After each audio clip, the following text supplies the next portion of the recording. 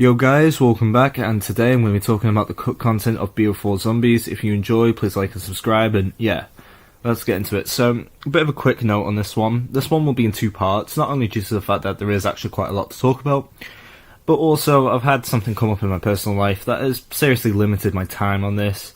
I apologise about it, but what can you do, I guess. So, firstly, maps. There's a lot to talk about. There's been the 2017 cut maps. Now, so this was before the Ether storyline was in BO4. So these were Morocco, which was DLC 2, and Russia, which was DLC 3. DLC 1 was just called England, but eventually became Dead of the Night. There was also, after this, there was also a map. Sorry about that. I don't know where my word was going. There was a map known as Blue, which would have confusingly released after Tag the Totem, but would have been DLC 3. Yeah, I told you this was confusing. But anyway, according to Jason Blondell, this was delayed to the second pass, before eventually being cancelled. There was also a scrap DLC 4 that has nothing known about it. Also, Transit, Buried, and Origins were also planned for this game. There was also two game modes cut, so first being Grief from BO2, and Treyarch's Custom Mutations, which I guess is like a glorified custom match or something. Next, Newton's Cookbook, which would have allowed you to craft elixirs and talismans. Despite being cut, it is actually fully functional.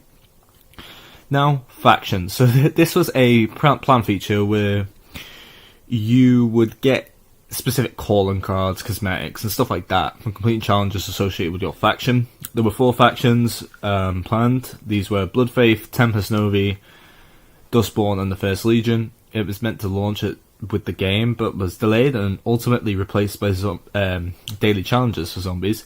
The only reason I actually remember this is that there was some guy at the time who suggested suing Treyarch and Activision over them not releasing this.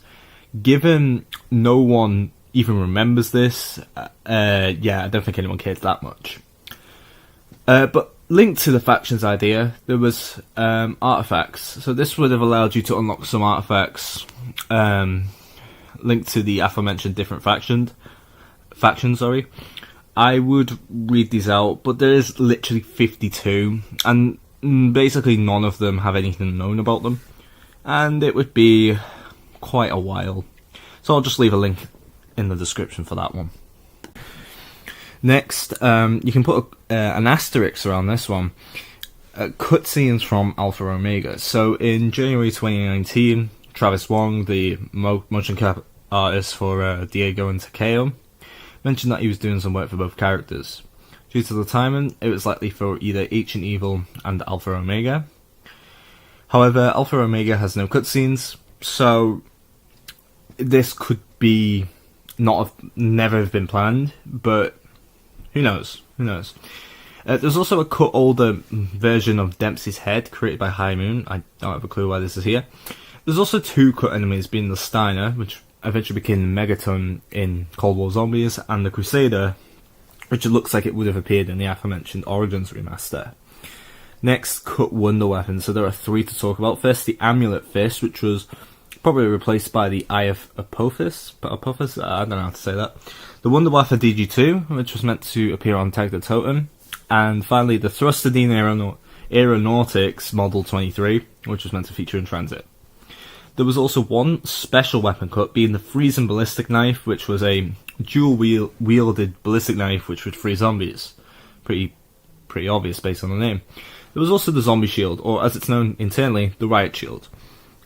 Rather interestingly, the model, whilst being held, is actually of Ajax's ballistic shield, but on the ground it uses the model of the assault shield from BO2. So we're just going to get right back into it with the equipment. Now, there is actually a few things to talk about here. So first is the Thermite, which would have created like a burst of fire. I'm sure you know how that works.